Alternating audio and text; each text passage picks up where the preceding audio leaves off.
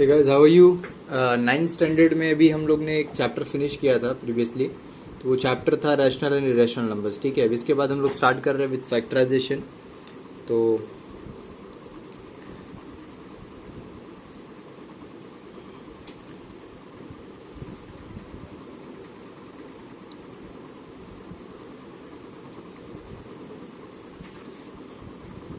Factorisation chapter से start करने वाले हैं अभी हम लोग। ठीक है, इसमें टोटल 4 एक्सरसाइजेज है ऑलमोस्ट।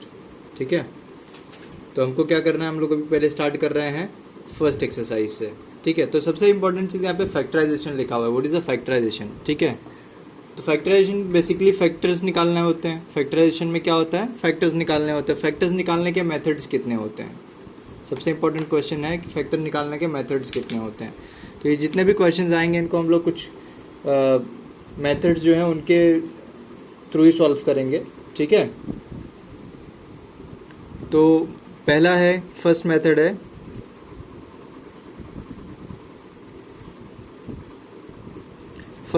है bye taking out common factors. ठीक है, दूसरा मेथड क्या है, बाय ग्रुपिंग। ठीक है, इसके बाद थर्ड मेथड जो है इसका, थर्ड वाला जो मेथड है वो है डिफरेंस ऑफ स्क्वायर्स। क्या है, difference of squares.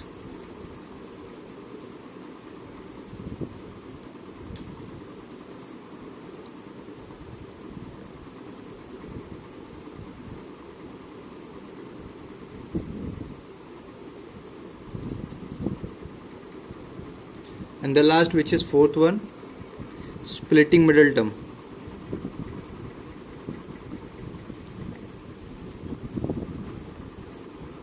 By splitting middle term. तो आपको बेसिकली 4 मेथड्स है, 4 मेथड्स आपको पता होने चाहिए, जिसमें सबसे बेसिक है bye taking out common factors. ठीक है, तो जब आप ग्रुपिंग करेंगे तो उसमें कॉमन फैक्टर भी इंक्लूडेड ही रहेगा। अब जब आप डिफरेंस ऑफ स्क्वायर्स करेंगे ना, तो इसमें ये देखो, ये बहुत एक्सेप्शनल फॉर्मूला है। इसमें भी कॉमन फैक्टर्स आपको निकालने पड़ सकते हैं, बट ये बहुत एक्सेप्शनल क्वेश्चन इसलिए है कि इसमें एक फार्मूला लगता है ए स्क्वायर माइनस बी स्क्वायर का। इसका फार्मूला होता है ए प्लस बी और ए माइनस बी। समझ में आया ना। तो इसमें भी आपको कॉमन फैक्टर्स निकालने हैं और ये फार्मूला यूज़ करना है। ठीक है, ग्रुपिंग में आपको ग्रुपिंग करनी है प्लस कॉमन फैक्टर्स भी निकालने हैं। और स्प्लिटिंग जो मिडिल टर्म है, इसमें आपको स्प्लिट करना है और इसमें भी आपको grouping taking out common factors use करना है और ग्रुपिंग भी इसमें यूज़ करना पड़ सकता है। समझ में आया ना बात। तो सिंपल है। तो आपको क्या पता चल गया यहाँ पे कि क्वेश्चन 1 जो है, इसके अगर क्वेश्चन आएंगे तो ये सिर्फ कॉमन फैक्टर्स निकालने रहेंगे। अगर आपको ग्रुपिंग बोला तो ग्रुपिंग में ग्रुपिंग और कॉमन फैक्टर दोनों होते हैं। ठीक है, तो स्प्लिटिंग मिडिल टर्म बोलेगा तो उसमें ग्रुपिंग भी आता है, ग्रुपिंग आया तो ग्रुपिंग के अंदर कॉमन भी होता है, तो इसके अंदर दोनों चीज़ें रहेंगी। समझ में आया ना बात। तो स्प्लिटिंग टर्म में ग्रुपिंग भी करना पड़ेगा और कॉमन फैक्टर निकालना पड़ेगा। और डिफरेंस ऑफ स्क्वायर्स में ये फार्मूला यूज़ करना है हमेशा, बहुत इंपॉर्टेंट क्वेश्चन है ये। इसमें ये फार्मूला यूज़ करना है और कॉमन फैक्टर्स निकालने हैं। समझ में आया ना बात। आपको ये 4 मेथड्स आपको यूज़ करने हैं। तो ये 4 मेथड्स आपको लर्न होने चाहिए। कौन कौन से मेथड्स हैं, bye taking out common factors, bye grouping, difference of squares, splitting middle term. और ये डिफरेंस ऑफ स्क्वायर्स का ये जो फार्मूला है, this formula is very important. What is the formula, formula is A square minus B square is equal to A plus B और A minus B. समझ में आया ना। ये फार्मूला लर्न होना चाहिए आपको। ठीक है, एक एक करके शुरू करते हैं क्वेश्चंस को। तो आपका जो फर्स्ट एक्सरसाइज है that is exercise number 4A। ठीक है, बता देता हूँ मैं आपको। देखो, एक्सरसाइज 4A, इसमें method number 1 and method number 2 दोनों यूज़ होगा। कौन कौन सा मेथड यूज़ होगा, मेथड नंबर 1 भी यूज़ होगा और मेथड नंबर 2 भी यूज़ होगा। ठीक है, इसके बाद इसका जो नेक्स्ट एक्सरसाइज है that is exercise number 4B, इसमें यूज़ होगा मेथड नंबर 3।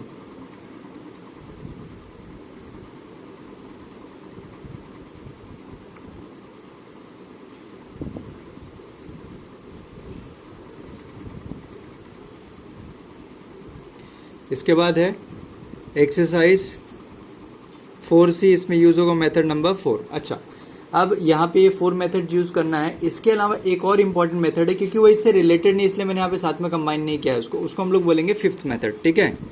और वो 5th मेथड पे आपका एक्सरसाइज नंबर 4D में बेस्ड रहेगा, ठीक है। तो जब वो वाला हम लोग करेंगे तब का तब देखेंगे, ठीक है। तो वहाँ पे भी एक फॉर्मूला ही लर्न करना होगा, जैसे आपने ये 3rd वाले में फॉर्मूला लर्न किया, वहाँ पे भी एक फॉर्मूला लर्न करना होगा। सम ऑफ क्यूब्स बोलते हैं, क्या बोलते हैं? सम ऑफ क्यूब्स। क्या बोलते हैं? सम ऑफ क्यूब्स, ठीक है। वो थोड़ा सा मिक्सअप टाइप का क्वेश्चंस रहते हैं उसमें। तो मैं आपको sum of cubes and difference of cubes रहेगा। सम ऑफ क्यूब्स मतलब a cube plus b cube का ऐसा फॉर्मूला लगेगा, या फिर a cube minus b cube का फॉर्मूला लगेगा। तो जब क्वेश्चन आ जाएगा तो हम लोग करेंगे, ठीक है। वो मिक्सड रहेगा, समझो एक्सरसाइज पूरी मिक्सड रहेगी, तो 5th वाले के चक्कर में भी पढ़ो मत, वो हम लोग क्वेश्चन बाय क्वेश्चन देख लेंगे। बट आपको 3rd एक्सरसाइज तक क्लियर हो गया। फर्स्ट एक्सरसाइज में 1 और 2 मेथड यूज होने वाले हैं। 4B यानी कि सेकंड एक्सरसाइज में आपको 3rd मेथड यूज करना है, यानी कि फॉर्मूला यूज करना है। और 3rd एक्सरसाइज में आपको 4th यानी कि स्प्लिटिंग मिडिल टर्म यूज करना है, ठीक है। ये चीजें आपको समझ जाएंगे, समझ लो आपका 90% चैप्टर हो गया कंप्लीट। फिर ये 10%, दिस इज 10%, समझ में आया ना बात। तो ये ओवरव्यू है आपके चैप्टर का। Now let's start with the chapter, begin with the exercise number 4A वाली एक्सरसाइज हम लोग स्टार्ट करते हैं, ठीक है। चलिए 4A की एक्सरसाइज पे आ जाइए और रीड करिए क्वेश्चंस को अच्छे से।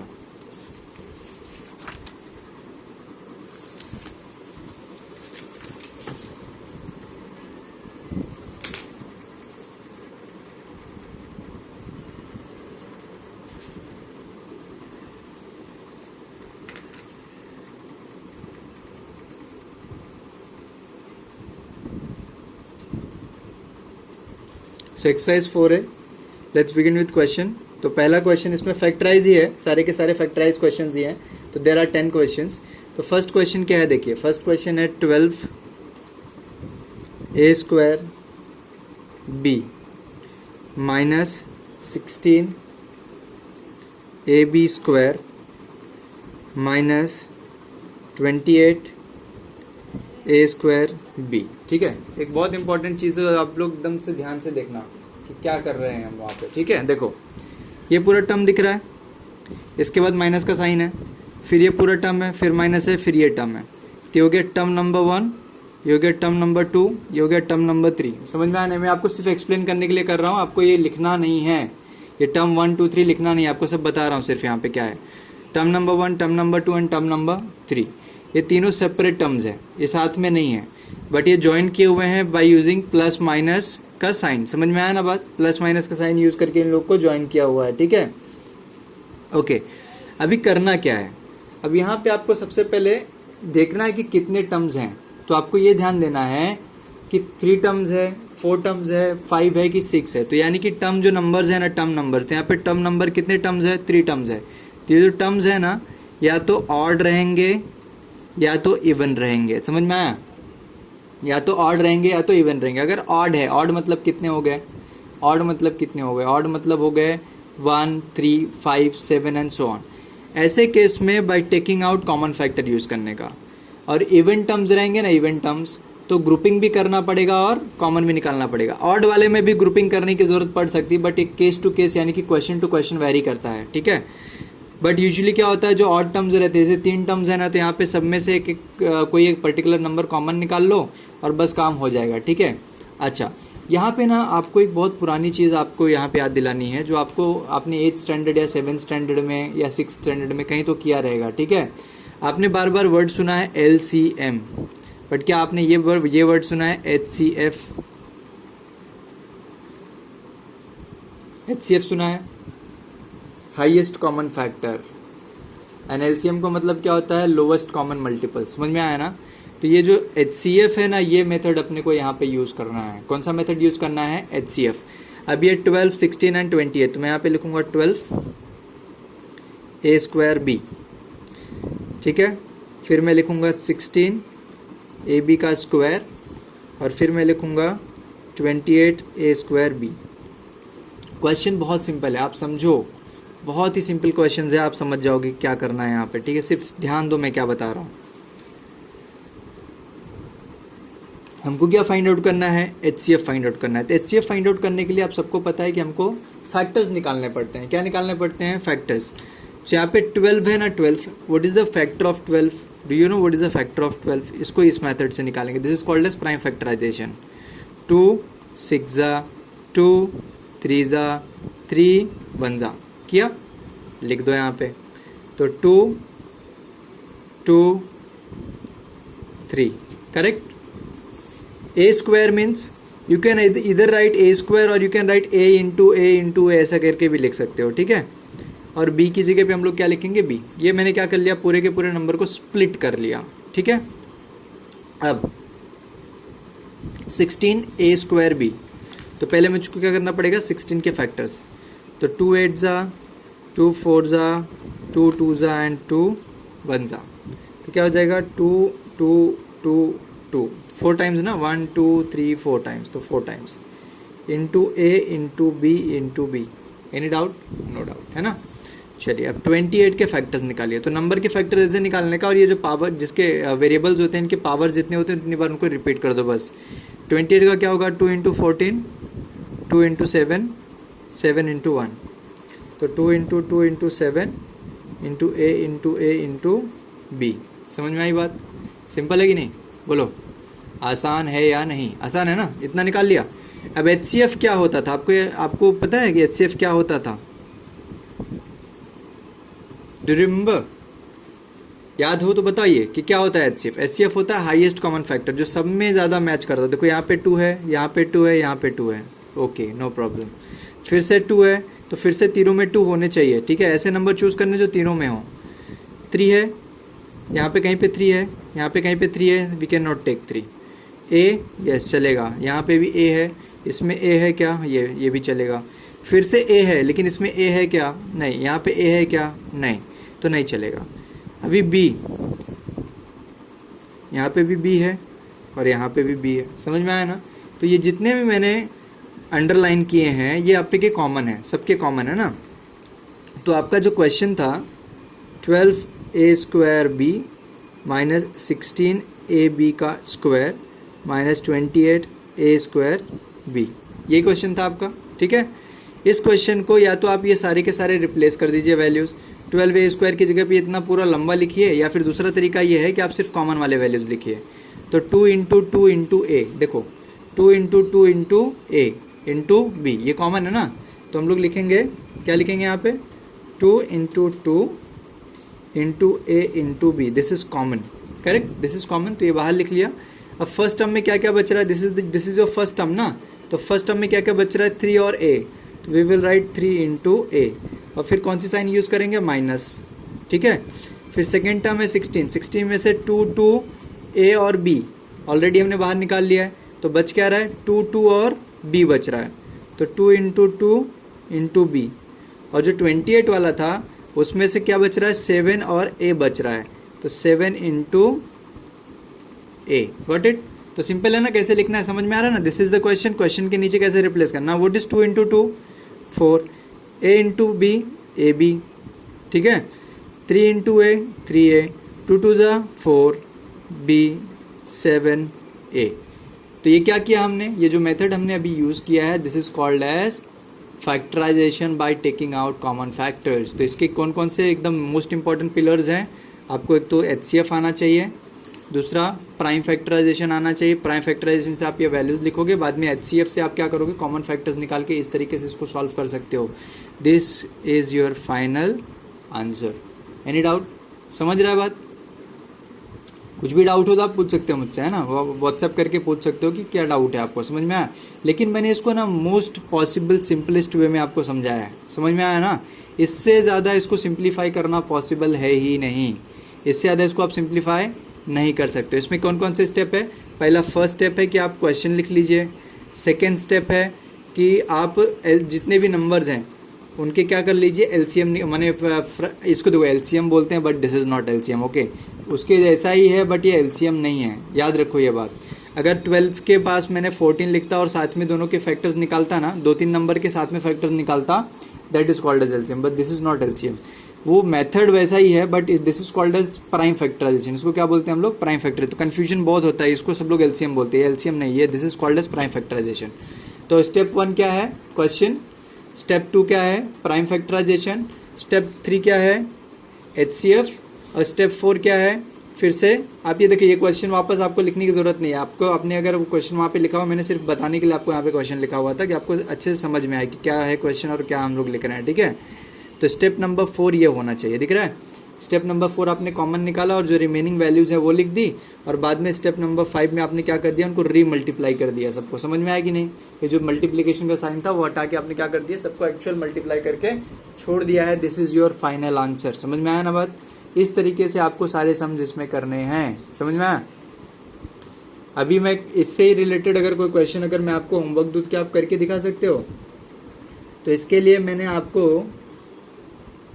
इसमें अभी कोई 3 टर्म्स के तो क्वेश्चन है नहीं, so let me take all the questions. मैं पहले सारे क्वेश्चंस बता देता हूँ, आपको सिखा देता हूँ, फिर हम लोग करेंगे। ऐसे कोई क्वेश्चन एक आएगा तो हम लोग बात करेंगे उस पर, बट आप याद रखिए इसको, वापस से आप बिना देखे वापस से प्रैक्टिस करिए एक बार, ठीक है। चलो अभी आ जाते हैं क्वेश्चन नंबर 2 पे। What is question number 2? ध्यान दो, क्वेश्चन नंबर 2 बहुत सिंपल है। मैंने इसका फर्स्ट का सेकंड क्वेश्चन है इसका एक्सरसाइज का, एक्सरसाइज 4A का second question. It is 7AX minus 7X plus AP minus P, ठीक है। समझ में आई बात? चलो इसका एक फंडा समझो पहले। इसका ना एक फंडा बहुत इंपॉर्टेंट है, वो फंडा आप समझ जाओगे तो आपको समझेगा कि भाई सम को कैसे करना है, ठीक है। तो अब ध्यान दीजिए यहाँ पे, suppose if there are 4 terms A, B, C और D, तो या तो इसका पेयर बनेगा और इसका पेयर बनेगा, ठीक है, या तो इसका और इसका पेयर बनेगा और इसका पेयर बनेगा। दिख रहा है कि नहीं? गेटिंग और नॉट? तो पहला कौन सा पेयर है? A और B, C और D का, A और B का, C और D का पेयर, मतलब ये दोनों आसपास रहने चाहिए, साथ में रहने चाहिए, ठीक है। या फिर A और D का बनेगा, A का D के साथ और B का C के साथ बनेगा, ठीक है। समझ में आया ना? ये तो पहली पेयरिंग हो गई, first type of pairing. This is called a second type of pairing. समझ में आई बात? इसके अलावा क्या हो सकता है? A का C के साथ और B का D के साथ, A का C के साथ और B का D के साथ, ये होगी आपकी थर्ड टाइप ऑफ पेयरिंग। अब ये 3 टाइप की पेयरिंग में से किसी ना किसी एक टाइप में आपको आंसर मिलना है। अब ये सब पेयरिंग का क्या लफड़ा है सर, समझ नहीं आ रहा है, पेयरिंग क्या है क्या नहीं है। अच्छा तो देखिए यहाँ पे क्या है, term number 1, this is term number 2, this is term number 3, this is term number 4, बराबर। अभी फिलहाल this is A, B, C and D, तो हमने A, B और C, D की पेयरिंग ली, A और B एक साथ लिया, C और D एक साथ। अच्छा इसको ही बोलते हैं ग्रुपिंग, इसको क्या बोलते हैं? ग्रुपिंग। मैंने ग्रुप कर दिया, फर्स्ट और सेकंड टर्म एक साथ कर दिया, थर्ड और फोर्थ टर्म एक साथ कर दिया, देखो ना, फर्स्ट और सेकंड टर्म, थर्ड और फोर्थ टर्म, तो इसको बोलते हैं ग्रुप 1। ग्रुप 2 क्या हो सकता है? A और D को साथ में ले सकते हैं, B और C को साथ में ले सकते हैं। ग्रुप 3 क्या हो गया? A और C को साथ में ले सकते हैं। अच्छा A ये जो लिखा हुआ है वो A की बात नहीं कर रहा हूँ, देखो मेरे लिए ये पूरा A है, ये पूरा B है, ये पूरा C है और ये पूरा D है, इसके हिसाब से मैं बात कर रहा हूँ, ठीक है। तो तीसरा ग्रुप कैसे बना सकते हो आप? A, C और B, D का ग्रुप बना सकते हो। ये जो ग्रुप्स मैंने दिए हुए हैं इन्हीं ग्रुप में से आपको आंसर पता चल जाएगा, इसके अलावा कोई और ग्रुप बनाने की ज़रूरत पड़ेगी नहीं।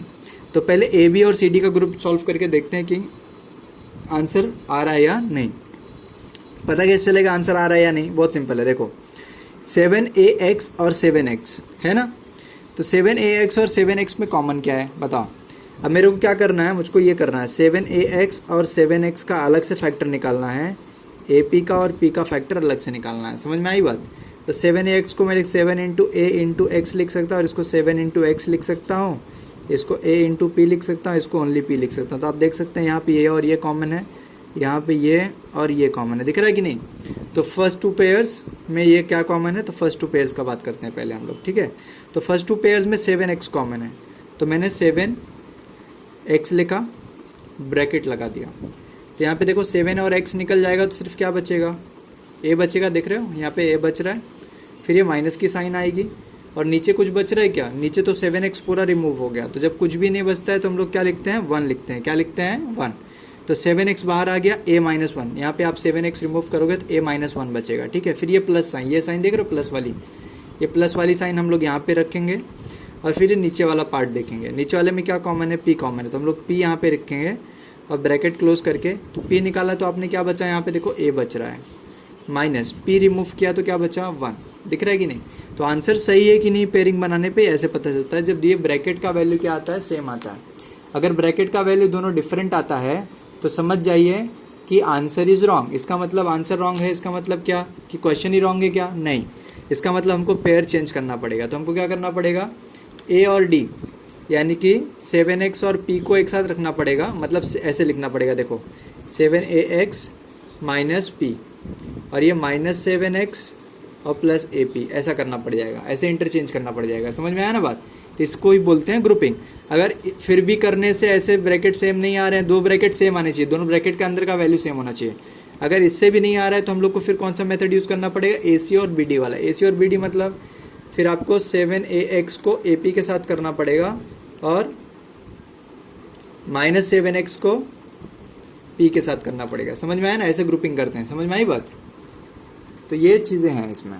तो आपको पहले तो समझ में आया कि क्या किया मैंने, पहले स्टार्टिंग हमेशा कैसे करने का, जैसे दिया हुआ है वैसे ग्रुपिंग करके आप कैलकुलेट करके देखो कि आपको ये ब्रैकेट सेम मिल रहा है कि नहीं। अगर ब्रैकेट सेम मिल गया तो वेल एंड गुड है, आपको कुछ और करने की ज़रूरत ही नहीं है। लेकिन ये तीनों ग्रुप आपको चेक करने पड़ेंगे। बट यूजुअली आपको बताता हूँ, एक बहुत अच्छा शॉर्टकट बताता हूँ कि आपको यूजुअली ना फर्स्ट वाले में ही मेथड में आपको आंसर मिल जाएगा।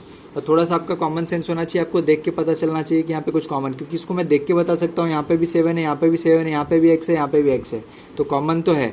यहाँ पे भी p कॉमन है तो कॉमन तो है, इसका मतलब ब्रैकेट सेम आने वाला है। यूजुअली सेम कब नहीं आता है, जब दोनों का ब्रैकेट से जो दोनों की वैल्यू जो रहती है ना पेयर की, वो सेम नहीं होती, माने उनमें कुछ कॉमन नहीं होता है। अगर उनके अंदर कुछ कॉमन नहीं पेयर्स में, तो ऐसे चांसेस हैं कि आपको आंसर रॉन्ग मिल सकता है। तो ऐसे केस में आपको क्या करना है, खाली ग्रुप चेंज कर देना है, ठीक है।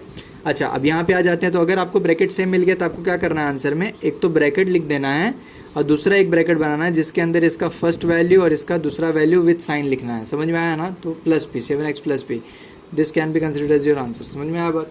तो this is very simple question, very simple question. समझ में आया ना? सिमिलरली आप लोग कौन सा क्वेश्चन कर सकते हो, 3rd, 4th, 5th ऐसे कर सकते हो। अब चलो मैं 3rd वाला कर रहा हूँ, फटाफट एकदम देखो। अभी 3rd क्वेश्चन है CD - C - 4D + 4। समझ में आई बात? चलो देखो, बहुत सिंपल क्वेश्चन ना, एकदम ध्यान देना। CD, अब यहाँ पे देखो क्या कॉमन है, देख के बता सकता हूँ, इतना लॉन्ग मेथड करने की ज़रूरत नहीं है। मेरे को पता है कि यहाँ पे C कॉमन, तो C मैंने कॉमन निकाला तो यहाँ पे क्या बचेगा D, C निकाल लिया तो बाहर तो क्या बचेगा 1। फिर ये माइनस, यहाँ पे क्या कॉमन है आप देख सकते हो ना, अब देख के बताओ क्या है कॉमन, 4 कॉमन है, तो 4 मैंने बाहर निकाल लिया तो क्या बचेगा, यहाँ पे D बचेगा। अब ये साइन प्लस लिखो कि माइनस, प्लस नहीं माइनस लिखना है, क्यों, ये बाहर का जो साइन है अगर नेगेटिव रहता है तो अंदर की साइंस हो जाती है चेंज।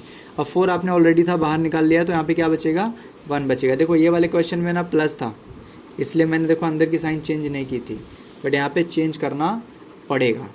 तो हो गया C - 4 1 ब्रैकेट में एंड D - 1 दूसरे ब्रैकेट, जो ब्रैकेट सेम है वो एक बार लिखना। देखो यहाँ पे ब्रैकेट सेम आया कि नहीं, तो आप देख सकते हो ना।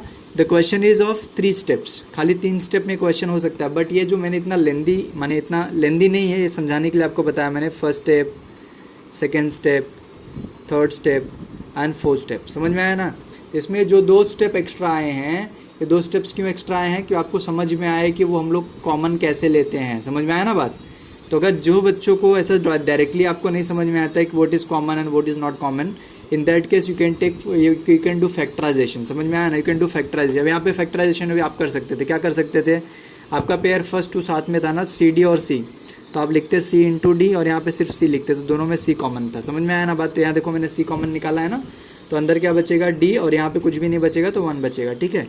वैसे यहाँ पे 4D और 4 में आप निकाल सकते थे। 4 का 2 × 2 × D आप करते, इसको लिखते आप 2 × 2, तो आप देखो ये और ये कॉमन आ रहा है, तो 2 × 2 मतलब 4 कॉमन आ रहा है। तो देखो मैंने 4 कॉमन निकाला है ना, अंदर क्या बचेगा, ऊपर D बचेगा, नीचे कुछ भी नहीं तो क्या है 1।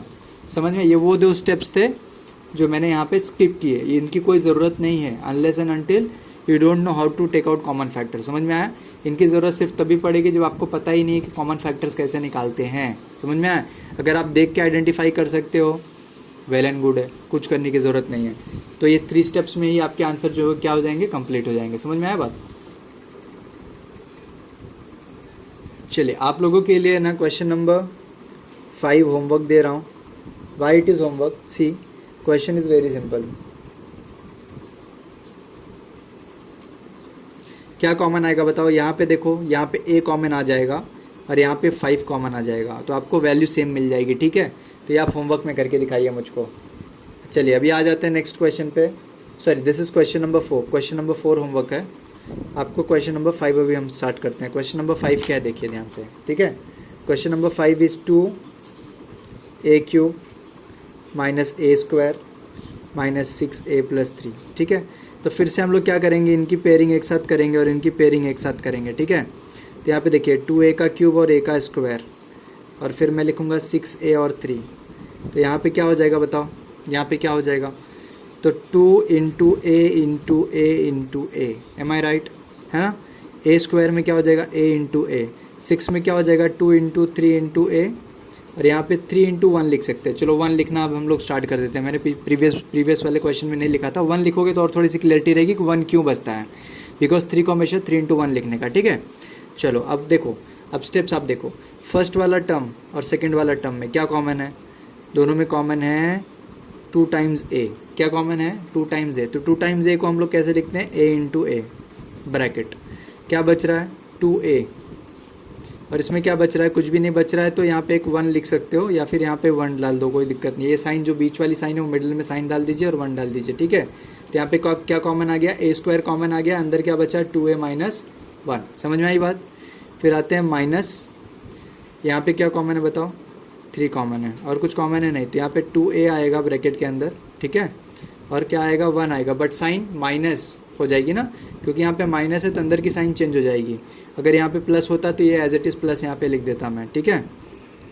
ये क्या हो जाएगा, माइनस हो जाएगी, और आपने क्या कॉमन निकाला है बच्चा, 3 कॉमन निकाला है आपने, 3 कॉमन निकाला है ना, कॉमन 3 निकाला तो 3 ब्रैकेट के बाहर रहेगा, तो यहाँ पे क्या आ जाएगा 1 आ जाएगा, ठीक है। समझ में आएगी नहीं बात। a × a क्या हो गया, a² 2a - 1 minus 3 2a - 1, again the brackets are same, so we can write similar brackets 1 time and a² - 3 1 time। समझ में आया, तो दिस इज योर आंसर। समझ में आई बात, सिंपल क्वेश्चन है, बहुत ही सिंपल क्वेश्चन है, समझ में आया। अब आ जाते हैं क्वेश्चन नंबर 6 पे। What is question number 6, look it is 5a - b plus x b - 5a। अगर आप ध्यान से देखें कोई चीज़, तो यहाँ पे क्या दिख रहा है कि 1 टर्म 2 टर्म एंड 3 टर्म दिख रहा है ना, 1 term 2 term and 3 term. 3 term के बारे में हम लोग क्या करते थे, जब 3 टर्म्स होते थे तो हम लोग क्या करते थे, सब में से कुछ कॉमन निकाल लेते थे, ग्रुपिंग नहीं करते थे। बट इसका जो थर्ड टर्म है ना, इट इज़ वेरी कॉम्प्लिकेटेड ना, इसमें से कुछ कॉमन निकालना पॉसिबल ही नहीं है, ठीक है।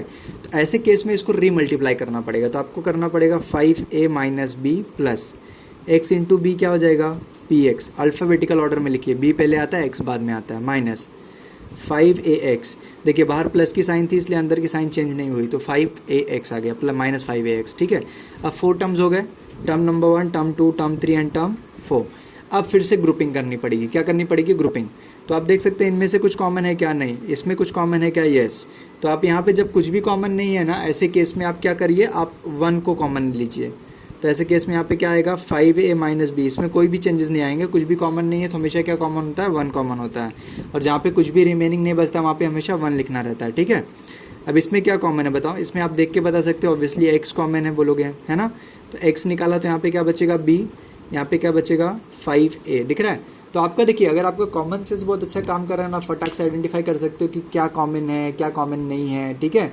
ऐसे केसेस में आपको क्वेश्चन को सॉल्व करने में ज़्यादा समय नहीं लगेगा। अगर आपको ये, आप थोड़ा सा मेथड ज़्यादा करोगे, जो मैंने बताया था कि फैक्टर्स कैसे निकालने का, फिर कॉमन कैसे ढूंढने का, यानी कि HCF वाला जो पार्ट है, अगर आप वो एक्स्ट्रा करते हो तो ऐसे केस में आपको थोड़ा सा सम में टाइम जाएगा। बट ऐसा बात है कि अगर आप वो चीज़ करते हो ना, तो आपकी एक्यूरेसी ज़्यादा रहती है, और सबसे इंपॉर्टेंट चीज़ क्या होता है कि आपकी एक्यूरेसी के साथ साथ आपकी प्रैक्टिस भी बहुत अच्छी हो जाती है, और धीरे धीरे फिर क्या होगा ना कि आप फटाफट खुद से ही आइडेंटिफाई करना चालू कर दोगे। एक टाइम के बाद आप जब प्रैक्टिस करोगे ना, आपको खुद समझ में आएगा, हाँ चलो ये वाला देखो कॉमन है, ये वाला कॉमन नहीं है, ठीक है।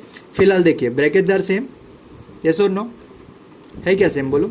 नहीं है, क्यों नहीं सेम है बच्चा, क्योंकि दिस इज 5a - b और दिस इज b - 5a, तो उल्टा है ना। तो ऐसे केस में अगर दोनों को सेम करना है, देख लेना, this is very important case, हाँ, ये जब उल्टा करना पड़ता है, this is very important case.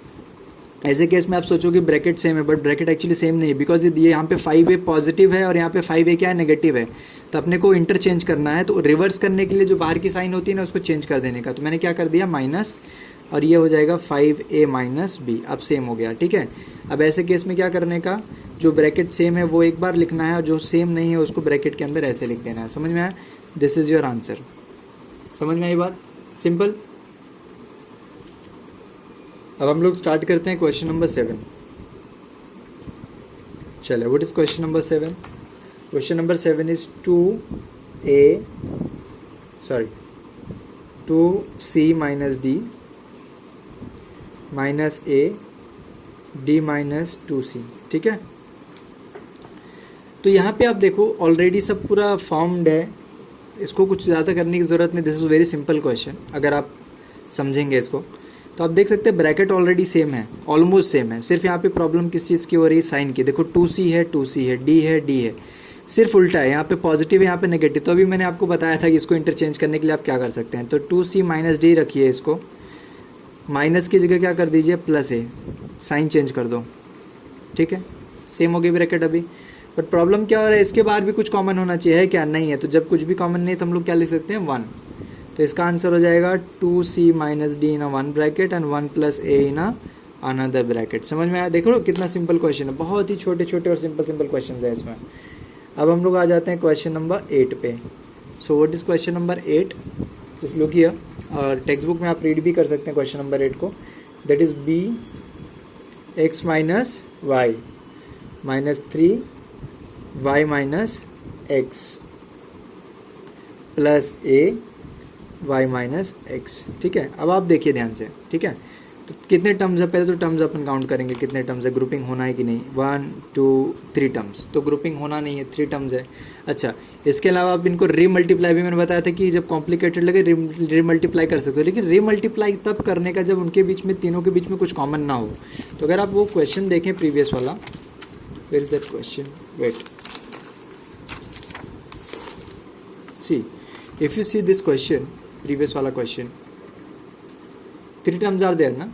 तो 5ab और दिस होल थिंग, इनमें कुछ कॉमन नहीं है, इनके बीच में कुछ कॉमन नहीं है क्या? कुछ कॉमन नहीं, इनके बीच में कुछ भी कॉमन नहीं है।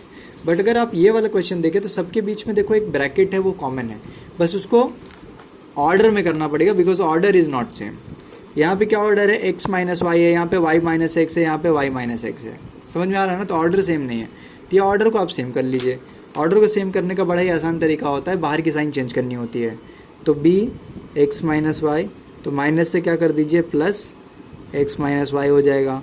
यहाँ पे क्या कर दीजिए, माइनस x माइनस वाई हो जाएगा। समझ में आया बात? ऐसे कर सकते हैं आप। तो अभी क्या हो जाएगा, ये जो कॉमन ब्रैकेट है वो एक बार लिखेंगे हम लोग, और बाकी सारे वैल्यूज़ एक साथ। तो b plus 3 minus a in a 1 bracket. तो कितना सिंपल आंसर है, देख रहे हो ना, कितने छोटे छोटे क्वेश्चन है इसमें। तो आपका पूरा फर्स्ट एक्सरसाइज तो एकदम आसानी से हो जाएगा और बहुत अच्छे से हो जाएगा। क्वेश्चन नंबर 9 पे आ जाते हैं। दिस इज व्हाट, 3a का square minus 6a minus ka plus 2k plus am minus 2m। Okay, how many terms are there? 1 2 3 4 5 6। अरे बाप रे, अभी तक हमने क्या किया था? अभी तक हमने 3 टर्म्स का किया था और 4 टर्म्स का किया था। अभी आ गया 6 टर्म्स का। फिर से इवन है, इवन है तो सर ने क्या बोला था, ग्रुपिंग करना है ना, ग्रुपिंग करना है। बट ग्रुपिंग कैसे करना है, मतलब पहले क्या करने का, बेसिक ग्रुपिंग करने का ना। वो बाद में आंसर नहीं मिलेगा तो हम लोग इंटरचेंज करके देख लेंगे किसको कहाँ करना है, ठीक है। बट पहले क्या करने का, बेसिक ग्रुपिंग करने का। तो बेसिक ग्रुपिंग ऐसे हो जाएगी। अब बताओ, what is common in between these 2 numbers, है ना? पता चलेगा क्या आपको? नहीं चल रहा है पता? नहीं चलेगा तो पता कर लेंगे हम लोग। तो 3 into A into A, 2 into 3 into ए, ये फर्स्ट पेयर हो गया। दूसरा क्या है, के ए और 2k। तो के ए में हम लोग k इंटू ए लिख देंगे और 2k में क्या लिखेंगे, 2 इंटू के। और लास्ट वाला पेयर है ए एम और 2m, a into M 2 into M. चलो अब तो बता सकते हो ना कि क्या कॉमन है। तो फर्स्ट 2 जो है उसमें क्या कॉमन है बताओ? उसमें 3 कॉमन है और a कॉमन है। तो मैंने क्या लिख लिया यहाँ पे, 3a लिख दिया। तो यहाँ पे 3a लिख दिया। अब ब्रैकेट के अंदर क्या क्या बच गया, तो फर्स्ट वाले प्लेस पे क्या बचेगा, a बचेगा।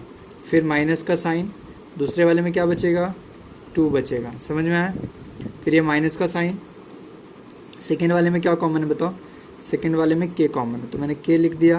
अंदर क्या बचेगा, ए बचेगा, और ये प्लस है, बाहर का साइन नेगेटिव है तो अंदर की साइन चेंज होके क्या हो जाएगा माइनस, और क्या बच रहा है सेकेंड वाले टर्म में 2 बच रहा है, ठीक है। फिर यहाँ पे क्या है प्लस, यहाँ पे क्या कॉमन आ रहा है बताओ, m कॉमन आ रहा है। क्या बच रहा है, पहले वाले में a और दूसरे में 2, दिख रहा है कि नहीं, पहले में दूसरे में 2। अगर आप ध्यान से देखें this all 3 brackets are same, तो ऐसे केस में हम लोग क्या करते हैं, वो ब्रैकेट को कॉमन जो रहता है उसको लिख देते हैं, और दूसरे ब्रैकेट में बाकी जितनी सारी वैल्यूज़ बचती हैं वो सारे वैल्यूज़ हम लोग लिख लेते हैं, that can be considered our answer. समझ में आई बात, सिंपल है कि नहीं, है ना। इस तरीके से आप जो है करेंगे तो बहुत ही आसानी से आप सारी चीज़ें कर सकते हैं भाई, है ना। इससे हो गया आपका क्वेश्चन नंबर 9 कंप्लीट। अभी हम लोग आ जाते हैं इसके लास्ट वाले क्वेश्चन पे, दैट इज क्वेश्चन नंबर 10।